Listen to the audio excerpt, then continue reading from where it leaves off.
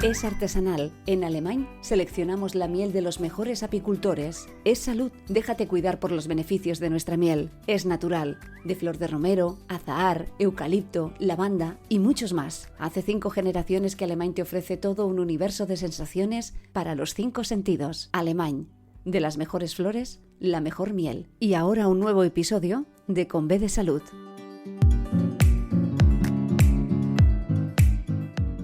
Hola, bienvenida al podcast Con B de Salud. Sí, con B, porque la salud de la mujer se escribe con B de bienestar. Bienestar físico, bienestar emocional y bienestar social. En nuestro espacio vas a encontrar conversaciones con expertos y expertas de la salud y el bienestar para ayudarte a sentir mejor. Somos la doctora Nuria Roure y Mariví Chacón. Nuria es psicóloga y especialista en alteraciones del sueño, y yo soy periodista, y entre las dos presentamos Con B de Salud. Volvemos a la carga y una semana más. Hoy tenemos un tema, pero un temazo, diría yo, porque es nuestra asignatura pendiente. Digo asignatura pendiente porque Nuria ya ha empezado a hacer una parte de lo que se propuso a la hora de iniciar nuestro podcast. Y es que tanto Nuria como yo dijimos, tenemos que aprender a meditar, tenemos que parar, tenemos que tener tiempo para pensar. Y muchas veces ese tiempo se nos lo come la vida y no nos da nada, necesitaríamos más minutos, más horas, más días, más momentos. Pero hoy vamos a hacer esa parada para reflexionar y sobre todo para hacer una mirada a nuestro alrededor y plantearnos qué nos gusta, qué no nos gusta y cómo vivimos las experiencias que vivimos en nuestro día a día. Nuria, yo ya sé que tú te levantas una horita antes por la mañana. Para mí, como me gusta dormir, yo aún me está costando y sé que haces tus meditaciones y tus ejercicios. Yo ya llegaré. Pues sí, Mariví, ahora ya empiezo a hacer meditación por la mañana y el yoga lo hago un poquito más tarde, tarde-noche, ¿vale? Y yo creo que nuestra invitada de hoy sobre todo nos podrá contestar muchas preguntas sobre el yoga, la meditación, la respiración, ya lo veremos, pero sobre todo esta de que nos hemos pasado muchos días diciendo no puedo hacer meditación porque no tengo tiempo. ¿Qué pasa con eso? ¿Verdad? Vamos a responder esa y otras muchas preguntas, como por ejemplo que no podemos empezar a meditar una hora, porque nuestra cabeza, nuestra mente, nuestro cuerpo no responde de manera adecuada. Pues bien, hoy vamos a encontrar todas esas pautas gracias a Alejandra Vidal. Ella es, mira, te la voy a presentar como se merece, porque ella es periodista, profesora de yoga y coach. Pero claro, eso de periodista a mí me ha sorprendido. Alejandra, bienvenida al podcast. Muchas gracias. O sea, tú realmente, tu formación primera, o sea, tú ibas para periodista. Sí, absolutamente. Lo tenía muy claro además desde la adolescencia. ¿Y qué pasó? Pues que a veces la mente quiere una cosa y la vida te tiene otra preparada, ¿no? Bueno, realmente yo empecé a estudiar periodismo porque yo creo que tengo un don que es la escritura y fue pues la carrera que consideraba que me podía hacer desarrollar más, ¿no? Este talento. Y después pues la vida fue pasando una vez que ya estudié y empecé otra etapa de la vida que cada vez se fue vinculando más al yoga, pero lo que pasa es que yo tuve una abuela profesora de yoga, entonces en realidad el yoga es algo que está en mi vida desde mi infancia y nunca ha dejado de estar. A ver, desde la infancia, ¿eso quiere decir que desde muy jovencita tú ya lo practicabas? Bueno, es que como mi abuela era profesora de yoga, amiga. yo era muy cercana a ella, sí, era una pionera, ¿no? Porque ella se formó pues en los años 60 y bueno, pues que yo creo que los niños de hoy tendrán abuelas muchas profesoras de yoga, ¿no? Porque hay muchísimos profes de yoga ahora mismo, pero es que en aquella época era rarísimo, nadie sabía lo que era el yoga. Claro, es que ahora yo me imagino hace unos años atrás, ¿no? Poniéndonos ya en la edad de tu abuela, que empezar a hacer yoga debía ser una cosa antes, ¿no? Como muy de yogi, de ir con la túnica blanca, algo, bueno, sí. No tan cotidiano como ahora, que quizás es algo mucho más cotidiano. No, yo creo que era algo que todavía, bueno, claro, para la generación de profesores de ella era algo que entraba dentro del esoterismo, ¿no? Había mucha, o sea, sí, yo cuando empecé, que fue hace alrededor de 15 años a dar clase, ahora ya no pasa, pero en aquel momento yo recuerdo que aún era un impedimento, que la gente decía, bueno, pues todo el yoga, ¿qué es? ¿Esto es una religión? ¿Esto hay que es una secta? O sea, todavía había un poco de esta desconfianza, pues imagínate en los años 60. Y mi abuela es de esa tirada, es de esa hornada, y bueno, pues entonces yo con ella, o sea, siempre ha estado, o sea, el tema de los mantras, de la meditación, de las posturas, solo que en mi infancia, pues para mí era más un juego, ¿no? Y después ya en la edad más adulta o entrando en la juventud, digamos, empecé a entender cómo podía yo adaptar esta herramienta para que me ayudara a vivir y a conseguir una vida con unos niveles más altos de felicidad. Claro, porque estamos hablando de yoga, pero tú también ya has introducido meditación, mantra, todo va muy vinculado, todo va unido. Bueno, es que yoga, claro, el yoga solemos, o por cómo se está difundiendo o expandiendo de una manera, por decirlo así, más comercial, hay un poco de confusión, porque se entiende que son las posturas, ¿no? Que son las asanas. Estamos más acostumbrados, asociamos el yoga a la postura física. Sin embargo, yoga comprende asana, asana que es la postura física, pranayama, precisamente, que son los ejercicios de respiración, meditación. Y después hay una serie de otros elementos como la alimentación consciente, etcétera, que están dentro de todo lo que es el yoga. El yoga no es solo posturas físicas. Luego nos explicarás también la clase de yogas, las clases de yoga que hay, porque en tu página web explicas diferentes tipos de yoga y que creo que es para cada edad y para cada momento, ¿no? Supongo, ahora nos lo explicas, pero de las clases de yoga de tu abuela, ahora, ¿cuál ha sido la evolución? Muchísima. Bueno, mi abuela se formó con un linaje bastante tradicional, con el que yo me formé en primera instancia, fue mi primera formación también, pero en la época en que ella se formó no había mucha más opción. Era un gurú que estaba en India y que aquí había venido pues un discípulo suyo, bueno, a Estados Unidos, y había poco más, había algún que otro maestro, pero era lo que se conocía era el Hatha Yoga. Mi abuela se formó con el linaje de Shivananda. Además, concretamente Shivananda, pues es muy tradicional. Entonces mantienen uno estudia una secuencia de posturas que siempre la misma es fija, no ha cambiado con los años. Y después tiene todo es como que hay una estructura en la clase. Hay una parte que es de meditación, hay una parte que es de pranayamas y de canto de mantras. Y esto no ha variado en todos estos años. Entonces, ella hacía este tipo de clases y digamos que el énfasis, si bien hay una exigencia física, el énfasis no estaba en que las posturas fueran muy difíciles o que fueran muy acrobáticas, ¿no? Que, sin embargo, digamos que de los 10 últimos años ahora se han desarrollado un montón yo no diría estilos, sino que más bien como tipos, porque estilos al final sigue habiendo prácticamente en el yoga hay dos, que es el Hatha Yoga, dentro de los cuales están todos estos tipos de yoga tan físicos como puede ser el Power Yoga, Jivamukti, el Bikram, todo esto pertenece al Hatha Yoga, o es esta la escuela, es el linaje. Y después el Kundalini Yoga, que ya sí que es otra familia. Pero realmente todo lo que vemos ahora que sale, que son, pues, son como variantes del Hatha Yoga, claro, no tiene nada que ver con lo que mi abuela me enseñó. Hablemos de la diferencia de los yogas, o sea, ¿qué clases de yoga? Porque ahora nos explicabas, ¿no? De las dos familias, del Hatha Yoga y el Kundalini Yoga. Kundalini. Kundalini Yoga. Explícanos un poco qué es lo que podemos encontrar. Bueno, el Hatha Yoga es el Hatha, comprende como, le pone la importancia a la postura física, ¿sí? Porque después también encontramos en lo que vienen a ser las sendas del yoga, el Raya Yoga, que es el raya mental, que tiene más que ver con la meditación, o sea, es ya la parte un poco más filosófica. En cuanto al yoga físico, está el Hatha, que pone énfasis en la postura. Entonces, si bien pranayama y meditación tienen una participación importante, digamos que se le da más presencia a la práctica física de la asana. Y después el Kundalini ya es que tiene o sea, tiene otra base, porque tiene un sentido más, o tiene un objetivo más energético. En vez de trabajar con posturas físicas como el Hatha de la misma manera, se trabaja con el objetivo de generar un efecto energético en la persona, entonces, en su sistema energético.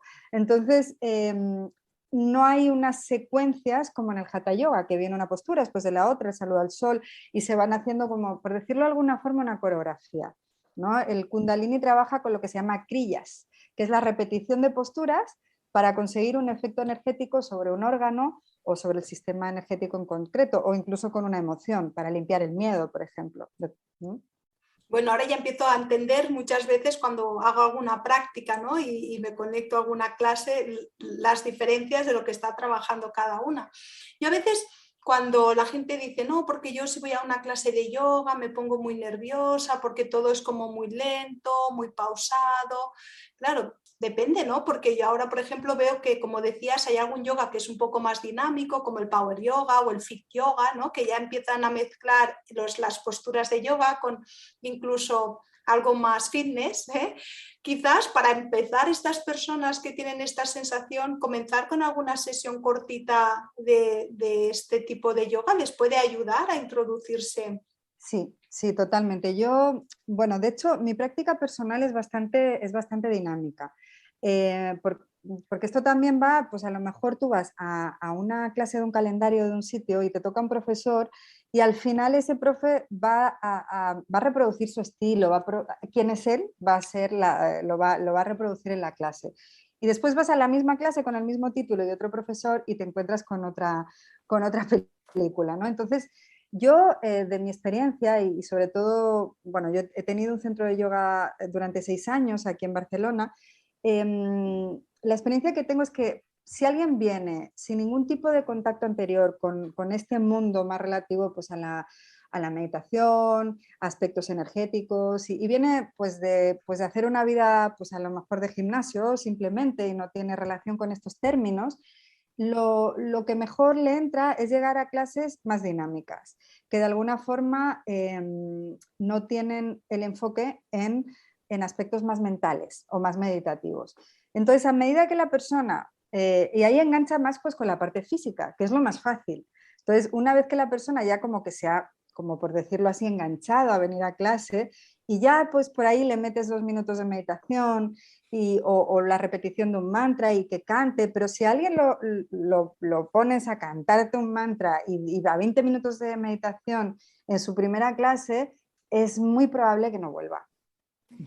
Háblanos de los mantras, porque ¿cuál es el poder de los mantras y cómo los tendríamos que ir incorporando en nuestra vida? Bueno, los mantras tienen una fuerza y una potencia que realmente es increíble. Lo que pasa es que sí es cierto que quizás la manera más fácil de empezar a integrarlos en tu vida es cuando ya tienes ciertas prácticas de algún tipo, ya sea pues de yoga, de meditación o de algún otro tipo de actividad que esté relacionada a este mundo, ¿no? Porque de buenas a primeras puede llegar a parecer un poco, bueno, pues un poco esotérico, ¿no? Y puede espantar a un perfil de personas. El mantra en sí, si hablamos de mantras en sánscrito, los mantras indios, que son como bueno, pues son los más, para mí, los que tienen mayor efectividad, son palabras que tienen una resonancia que producen un tipo de estado mental, te llevan a ciertos estados mentales. Se supone, o así lo dicen las escrituras antiguas, que los mantras fueron canalizados por los rishis, que eran los primeros yogis, los que después escribieron todos los textos antiguos de la filosofía yógica, que los canalizaron en meditaciones muy profundas. Entonces se consideran que son sonidos cósmicos, como puede ser, por ejemplo, la sílaba Om, o bueno, o todos los que, bueno, todas las que componen los innumerables mantras que existen. Entonces, tú cuando repites un mantra, se produce una vibración en tu cerebro que te va induciendo pues, de un estado beta, de ondas beta en el cerebro, vas hacia las alfa y vas bajando como tu frecuencia, va bajando tu ritmo, e incluso puedes llegar a meditaciones muy, muy profundas solamente a través de la meditación, o sea, meditaciones a través de mantra, de repetición de mantra, ya sea en grupo y las puedes cantar, que eso es muy bonito, es lo que se llaman los kirtans, que genera una energía grupal muy potente, o de manera individual y personal, en silencio, mentalmente, o las puedes también como verbalizar. Este tipo de prácticas que tú ahora decías, ¿no? Que muchas veces la gente que entra y quizá entra de una manera abrupta puede tener hasta un rechazo, pero si entras poco a poco y vas entendiendo la filosofía, aquí ya hay mucha gente que está enganchadísima, en el buen sentido de la palabra. Sí, sí, no, o sea, la experiencia que tengo es que quien realmente ha entrado de una forma adecuada para ellos, porque hay quien le van las experiencias fuertes y, bueno, pues entra y se pone a meditar 40 minutos en su primera clase y le va muy bien, pero en general, que suele ser algo más progresivo, es que cambia la vida, o sea, y cambia la vida mejor, entonces... Nuria no, dice que sí con la cabeza, ¿eh? No la estáis viendo, pero dice que sí con la cabeza. Doy fe, doy fe. claro, te va conduciendo de forma gradual hacia mayores estados de bienestar, hacia mayor claridad mental, evidentemente una mejora física de la tensión, del estrés, y empiezas a evolucionar, empieza a haber un cambio, una transformación de tu entendimiento y de cómo quieres vivir. Entonces, claro, una vez que entras ahí, pues lo que quieres es avanzar. Una vez que entiendes el por qué, también puedes sacarle algo positivo a situaciones complicadas que te ha hecho pasar la vida. Bueno, sí, por supuesto. O sea, de hecho, yo en estos momentos de la vida, con la experiencia acumulada que tengo, para mí las dificultades, los problemas y los grandes dolores de mi vida, yo los veo como grandes maestros. Y esto yo creo que es una visión que me la ha facilitado pues, todo este entendimiento y todo este conocimiento, ¿no? Vivir la vida como un aprendizaje constante y también confiar en que todo lo que nos sucede de alguna forma pertenece a un plan superior que hemos decidido nosotros para la evolución de nuestra alma, ¿no? Entonces ya nos vamos a niveles como más trascendentales, ¿no? De entender pues tanto las pequeñas cosas de la vida como las grandes, ¿no?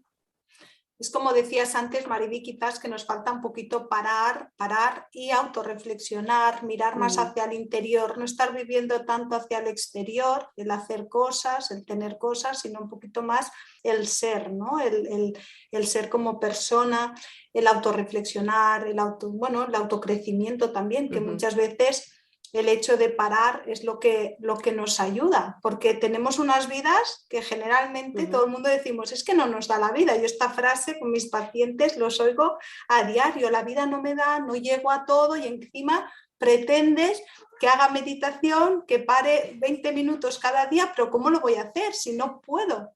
Quizá también es cuando tienes una experiencia negativa que te frena, es que cuando eres consciente, ¿no? Porque cuando todas las cosas van bien, vas haciendo una cosa detrás de la otra, pero cuando realmente te pasa algo que te paraliza, es cuando dices, hey, un momento, aquí hay que pararse y hay que analizar la situación y a partir de aquí actuar. O reestructurar valores, ¿no? Muchas veces Sí. es poner los ideales o los valores que quizás teníamos antes como buenos y ahora te lo replanteas. Yo creo que cuando suceden cosas realmente, o sea, cuando la vida te lleva por delante dificultades importantes, sí es cierto que son los momentos propicios para la noche oscura del alma o para la transformación, pero para eso hay que primero parar, como dice Nuria, pero también hay un componente de conciencia que no siempre tiene todo el mundo o que no tenemos en todas las etapas de nuestra vida, ¿no? Entonces, porque también es cierto que hay personas que le van sucediendo desgracia tras desgracia y ves que no hay un aprendizaje en eso y de alguna forma se vuelve a repetir algo similar, una situación similar o con una enfermedad o problemas relacionales. Entonces, eso es la vida, que está hablando de esa manera, te está dando un mensaje que es para y mira esto que está sucediendo y cambia, ¿no? Pero a veces nos cuesta entender este lenguaje. Bueno, porque estamos tan ocupados que a veces no somos capaces de oír estas señales, ¿no? De escucharlas, porque estamos demasiado ocupados en lo nuestro. ¿Por qué no nos hablas un poco de este libro con el que te descubrió Nuria de la respiración consciente? Que a partir de ahí no es el único que tienes, sino que también has escrito para revistas y que todo lo que tiene que ver con el mundo del yoga y todo lo que conlleva, pero nos gustaría también que nos centraras un poco la importancia de esa respiración consciente.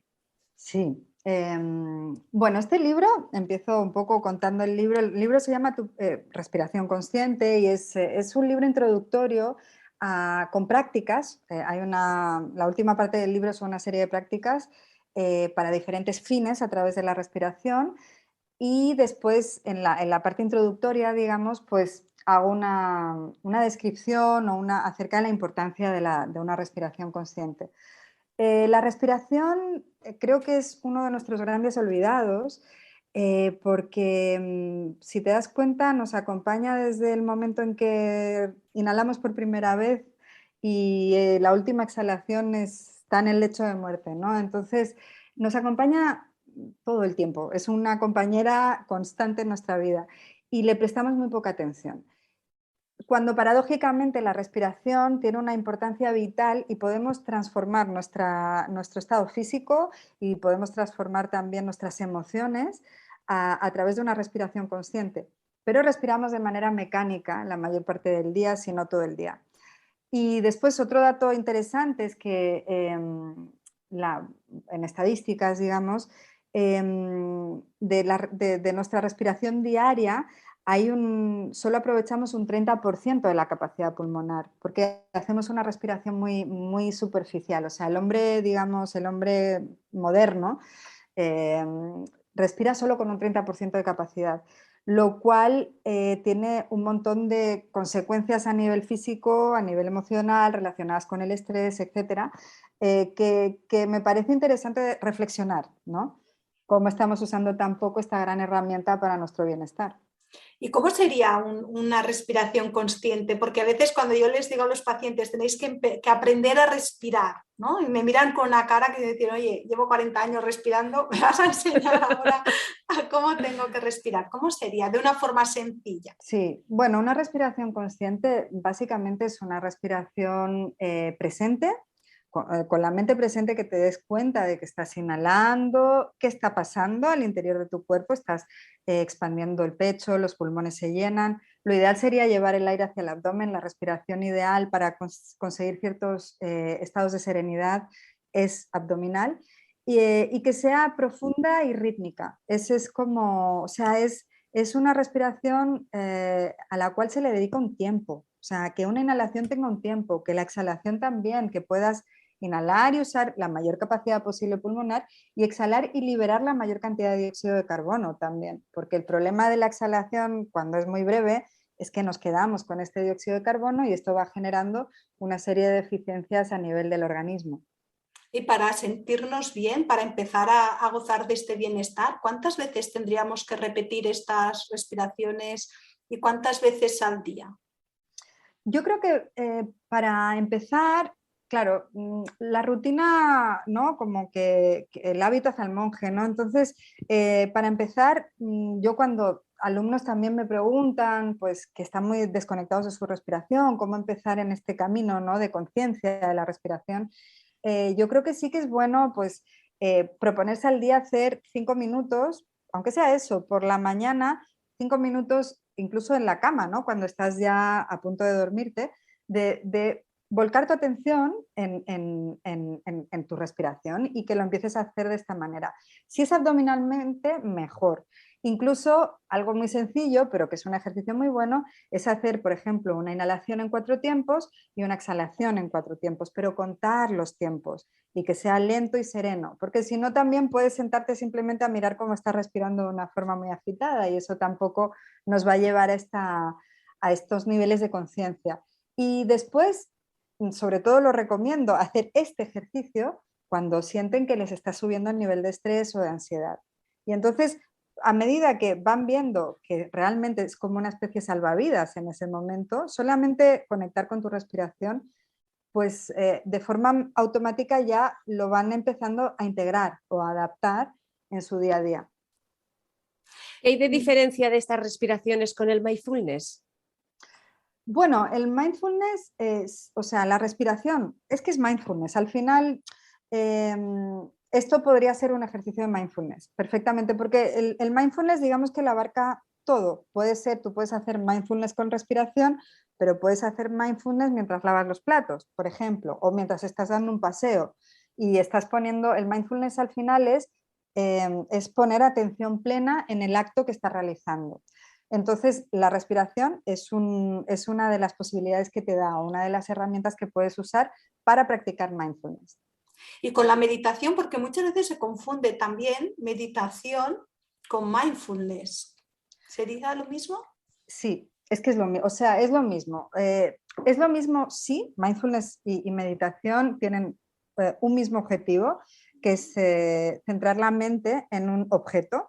Lo que pasa es que el mindfulness, digamos que viene bueno, viene del budismo zen y el término lo trajo, bueno, pues el creador del mindfulness, ¿no? John Kabat-Zinn, me parece que se llama, y le puso un nombre, pues un nombre que fuese más fácil de adaptar a nosotros, ¿no? Al mundo occidental. Él era como muy practicante de budismo zen y entonces lo podría haber llamado de cualquier forma, podría haber seguido simplemente enseñando budismo zen, pero él lo que hizo fue como adaptar el nombre para poderlo introducir en la sociedad occidental de una forma más, como más fácil para nosotros, y por otro lado también inventó un sistema que tiene que ver con 8 semanas, que es un programa de 8 semanas de mindfulness. Pero mindfulness es meditación y al revés.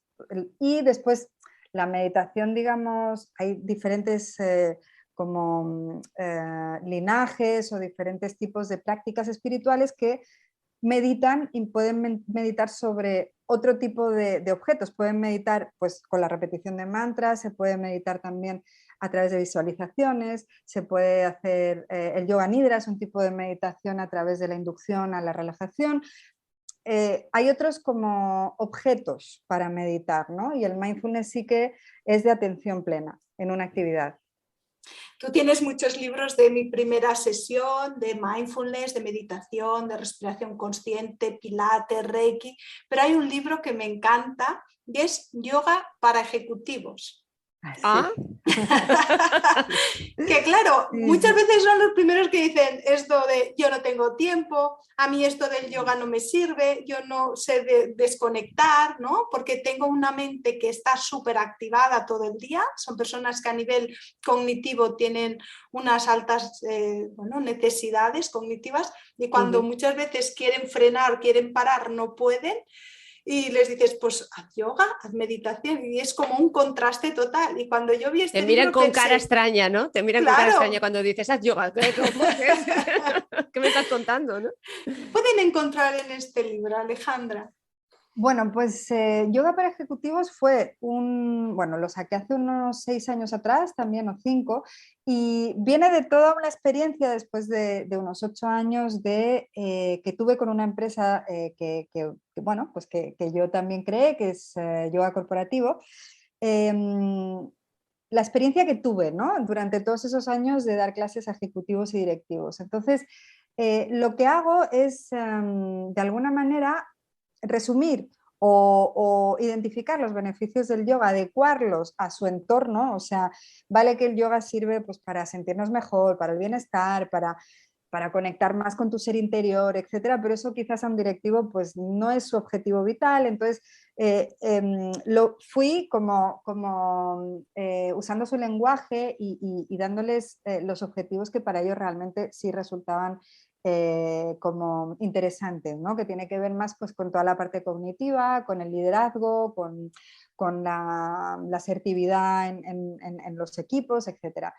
Y después ofrezco una serie de sesiones o de secuencias en las que el pranayama está bastante presente, precisamente por temas que tienen que ver con claridad mental y serenidad y bajar los niveles de estrés, para diferentes situaciones del ámbito corporativo. O sea, para tener una reunión, antes de tener una reunión importante o para aclarar tus ideas o si tienes un momento de crisis con tu equipo, pues haz esta secuencia de posturas y después medita en 5 minutos, haz esta meditación concreta.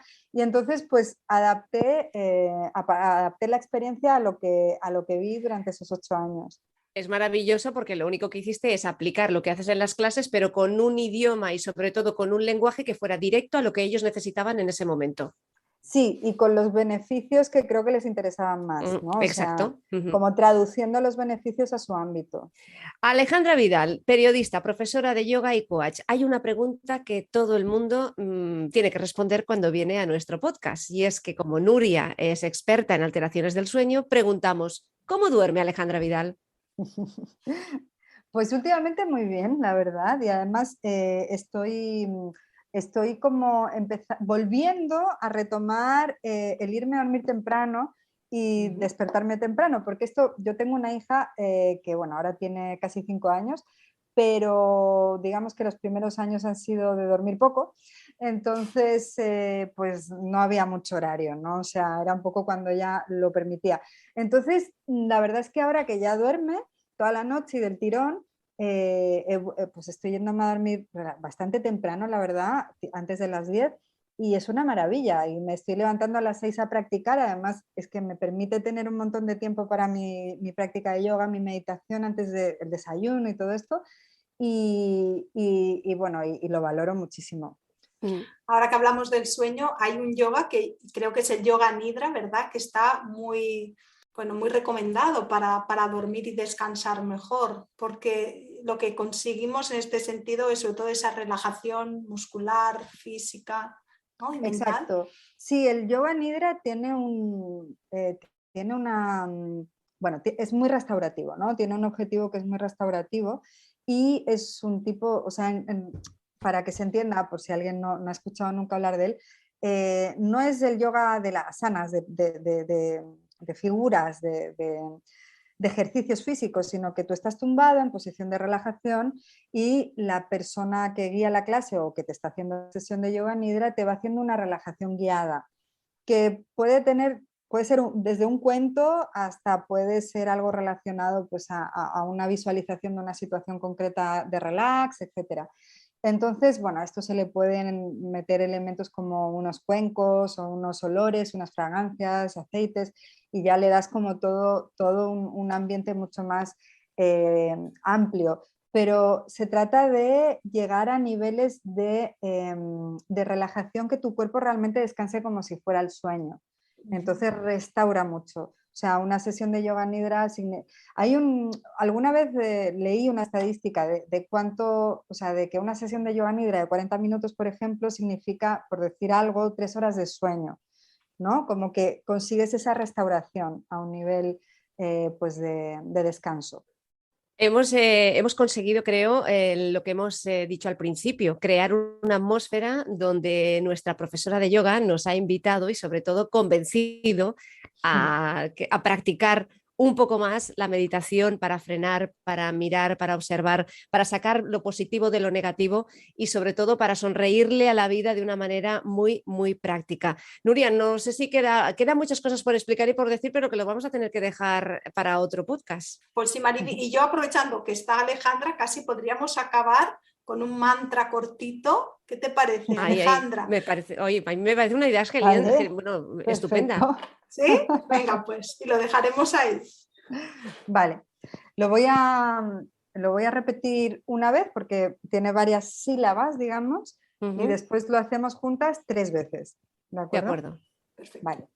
¿Y cuál es Om. la finalidad con este mantra? Sí, este mantra es un mantra de Shiva. Shiva es una de las, bueno, de las deidades más importantes dentro de lo que es pues todo el mundo de las divinidades indias y simboliza el poder de la transformación a través de la destrucción. Pero bueno, para esto podríamos hacer un podcast entero, pero sí, es el poder de la transformación. Entonces, el mantra lo digo una vez cada sílaba, después lo repetimos juntas 3 veces. Om Krim Shivaye Namaha. ¿Sí? Lo hacemos una vez y después 3, una para que Venga. veamos si... Om, Om, Krim, Krim, Krim, Shivaye, Shivaye, Namaha. Navaya. Namaha. Namaha. Namaha. O sea, ahora lo vamos a intentar integrar un poquito. Podéis, si queréis, cerrar los ojos, pero como sentir la fuerza de esta invocación. Venga. Vale, comenzamos. Y con una respiración calmada. Calmada, que se alargue un poquito el mantra. Vale.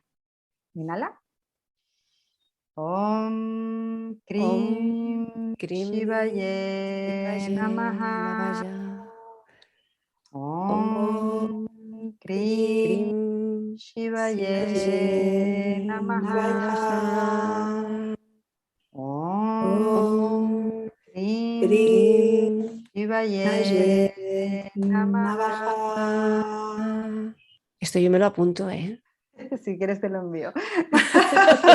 Porque después se te olvida, porque son palabras que no, bueno, son como sonidos muy raros para nosotros, Gracias, de verdad, para Alejandra. vosotras. Un placer.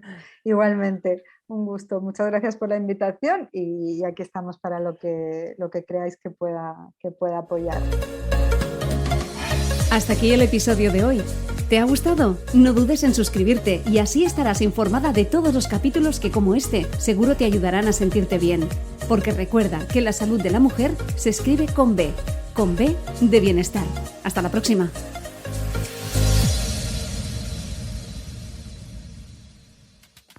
Es artesanal. En Alemán seleccionamos la miel de los mejores apicultores. Es salud. Déjate cuidar por los beneficios de nuestra miel. Es natural. De flor de romero, azahar, eucalipto, lavanda y muchos más. Hace 5 generaciones que Alemán te ofrece todo un universo de sensaciones para los 5 sentidos. Alemán.